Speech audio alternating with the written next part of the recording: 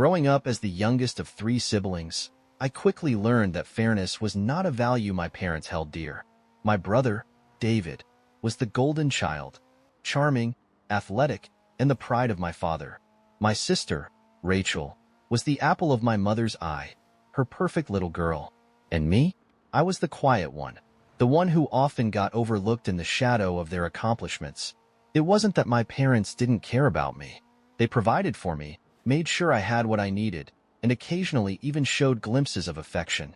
But there was a clear hierarchy in our family, and I was always at the bottom. David and Rachel's milestones were celebrated with grandeur. Birthday parties, achievements, even small wins. They were always met with enthusiasm and pride. When David got into his dream college, my parents threw a lavish dinner to celebrate. When Rachel won a regional art competition, they framed her work and displayed it in the living room for all to see.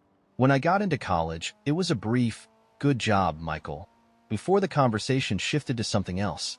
Money was another source of inequity. My parents were generous with David and Rachel, often giving them large sums for essentials or milestones. David received a brand new car for his 18th birthday. Rachel got a fully funded summer in Europe to find herself after high school. I, on the other hand, was handed a used car with over 100,000 miles on it and told to be grateful. When I asked for help with college expenses, my dad's response was, "You'll figure it out. Hard work builds character." By the time I graduated college, I had racked up a mountain of student debt, worked multiple part-time jobs, and learned how to stretch every dollar. My parents' financial support? Non-existent. The most painful part wasn't the lack of money. It was the lack of recognition. No matter how hard I worked, it felt like I was invisible to them. David and Rachel were always the center of attention, their successes magnified while mine were brushed aside. But the moment that solidified my place in the family's pecking order came during a family dinner when I was 25. David had just announced that he and his wife were buying a house. My parents beamed with pride, praising his accomplishments and offering to help with the down payment. "We'll give you $100,000, my dad said, smiling. I couldn't believe what I was hearing. I had just spent years scraping by, struggling to make ends meet, and now they were handing David six figures without hesitation. I glanced at Rachel, who smirked knowingly. She had received the same amount a few years prior to start her business. "What about me?" I asked, my voice quiet but firm. The room went silent. My mom looked at me, confused. "What about you? Why didn't I get any help when I was struggling?" I asked, trying to keep my emotions in check. My dad shrugged. "You seemed like you were doing fine on your own." That sentence hit me harder than anything else. It wasn't just about the money. It was the blatant disregard for my struggles, the complete lack of acknowledgement for everything I had endured and accomplished. That night, I made a decision. If they couldn't see my value, I would show them, on my own terms. Leaving that family dinner, I felt a mix of emotions I couldn't quite untangle. Anger, hurt, and a deep sense of betrayal swirled in my chest. Their words echoed in my mind. "You seemed like you were doing fine on your own." I replayed the years of struggling through college, juggling part-time jobs to pay tuition, and skipping meals to save money. None of it had registered with them. They had been too busy celebrating David and Rachel, too busy handing out six-figure checks and applause while I scraped by unnoticed. When I got home that night, I sat in my car for what felt like hours, staring at the dashboard. A part of me wanted to confront them again, to demand they explain why I wasn't worth the same care and support they gave my siblings. But another part of me knew it wouldn't matter. This wasn't a new problem. It was the way things had always been. The next morning, I made a decision. I was done waiting for their validation. I was done trying to prove myself to people who refused to see my worth. I stopped answering their calls and distanced myself from family events. At first, it felt strange, almost unnatural, to put space between us. But with every missed dinner and unanswered text, I felt a little lighter. I threw myself into my work, determined to create a life that didn't rely on their approval or their money. My job in tech had potential, and I started taking on additional projects, learning new skills, and seeking out opportunities for growth. In my free time, I focused on self-improvement. I read books on personal finance, attended networking events, and started building a support system outside of my family. Friends became my lifeline. People who saw me, supported me, and celebrated my successes without conditions. Over the next few years, my hard work began to pay off. I earned promotions, bonuses, and eventually, a position at a startup that offered equity and an incredible salary. For the first time in my life, I wasn't just surviving, I was thriving. But the more successful I became, the more I noticed something. My parents and siblings didn't seem to care. They never asked about my work or my accomplishments. When we did speak, it was always about David and Rachel, their new house, Rachel's expanding business, David's growing family. I stayed silent, letting them dominate the conversations, but inside, I felt a growing resentment. It was clear they had no interest in who I was or what I had achieved. The real breaking point came a few years later when I bought my first home. It was a beautiful place, a 3-bedroom house in a quiet neighborhood, something I had worked tirelessly to afford. When I told my parents, I expected at least a small acknowledgement. Instead, my mom's response was lukewarm at best. "Oh, that's nice," she said. "Anyway, did you hear about David's promotion?" That was the moment I realized I didn't need them. Their approval, their attention, it no longer mattered. I had built a life on my own, without their help, and I was proud of it. After buying my first home, I felt an overwhelming sense of pride. This wasn't just a milestone. It was proof that I could succeed without anyone's help. My family's indifference stung, but I had stopped waiting for their validation. Instead, I poured my energy into building the life I had always dreamed of. Work became my primary focus. The startup I had joined was growing rapidly, and my contributions didn't go unnoticed. Within 2 years, I was promoted to a leadership position with a significant salary increase and a stake in the company's equity. For the first time, I had financial stability and the freedom to enjoy it. Outside of work, I started investing in myself. I took trips to places I'd always wanted to visit, dabbled in new hobbies like photography and hiking, and even began volunteering at a local nonprofit. These experiences reminded me of how much there was to life beyond the shadows of my family's favoritism. My social circle grew, too. I surrounded myself with friends who celebrated my successes, supported me through challenges, and valued me for who I was. They became my chosen family, the kind of family I had always longed for but never had. As the years went by, I became more confident in my independence. I no longer felt the need to explain myself to my parents or seek their approval. They had made it clear where I stood in their priorities, and I had accepted it. But everything changed when news of my success began to trickle back to them. It started subtly, an offhand comment from my mom during a rare phone call. "We heard from Aunt Carol that you've been doing well at work," she said. Her tone was casual, but I could tell she was fishing for details. "Yeah, things are going great," I replied, keeping it vague. "That's nice," she said, quickly changing the subject to Rachel's latest business venture. I thought nothing of it at the time, but it was only the beginning. A few months later, my dad called out of the blue. It was unusual for him to reach out directly, so I answered, curious about what he wanted. "Hey, Michael," he began, his tone uncharacteristically warm. "Your mom and I were talking, and we realized we haven't seen you in a while. How about you come over for dinner this weekend?" I was taken aback. After years of indifference, they suddenly wanted to reconnect? "I'm busy this weekend," I said, keeping my tone polite but distant. "Well, maybe another time," he said, sounding almost eager. I hung up, my suspicion growing. Why the sudden interest? It didn't take long for the answer to reveal itself. A few weeks later, Rachel called me, her voice dripping with faux concern. "Mom and Dad have been struggling financially," she said. "They didn't want me to tell you, but I think you should know." "Struggling?" I repeated, my mind racing.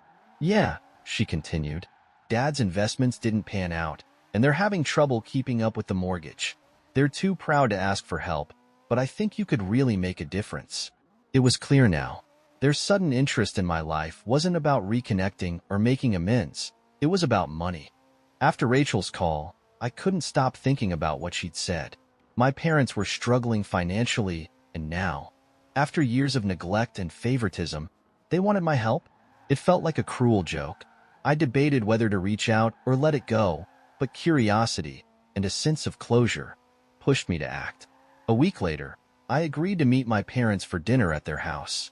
Walking into the familiar home, I was hit with a wave of nostalgia. The worn couch, the family photos on the wall, the scent of my mom's cooking. It was all unchanged, yet it felt different. This wasn't my home anymore, and they weren't the same people I had once looked up to. "Michael!" My mom greeted me with an enthusiastic hug, her warmth catching me off guard. "It's so good to see you." My dad followed, shaking my hand firmly. "Glad you could make it," he said, his tone unusually friendly. The dinner was polite but tense. They asked about my job, my house, and my life in general, topics they had never shown much interest in before. It didn't take long for the real reason behind the invitation to surface. "We're really proud of everything you've accomplished," my dad said, setting down his fork. "You've done so well for yourself." "Thanks," I said cautiously, sensing where this was headed. My mom exchanged a glance with him before speaking. "Your father and I have hit a bit of a rough patch financially," she began, her voice laced with hesitation. "Here it comes. With the economy being what it is and some unfortunate investment decisions, we found ourselves in a difficult situation," she continued. "We're behind on the mortgage, and we're worried about losing the house." I stayed silent, waiting for them to get to the point. "We were wondering," my dad said finally, "if you could help us out, just until we get back on our feet." The room went quiet as I processed their request. These were the same people who had handed David and Rachel $200,000 each while giving me nothing. The same people who had ignored my struggles, dismissed my achievements, and treated me like an afterthought. Now they wanted my help? I took a deep breath, trying to keep my emotions in check. "Why should I?" I asked, my voice calm but firm. My mom looked taken aback. "Because we're your parents," she said, as if that explained everything. "Parents who left me to fend for myself," I countered. "Parents who gave David and Rachel hundreds of thousands of dollars, but told me to figure it out when I needed help." "We didn't think you needed it," my dad said defensively. "You've always been so independent." "Because I had to be," I replied, my voice rising. "I didn't have the luxury of your support. Everything I've built, I've done on my own. And now, after ignoring me for years, you suddenly care because you need something from me?" My mom started to cry, but I didn't feel guilty. "We made mistakes," she said through her tears. "But we're family, Michael. Doesn't that mean anything to you?"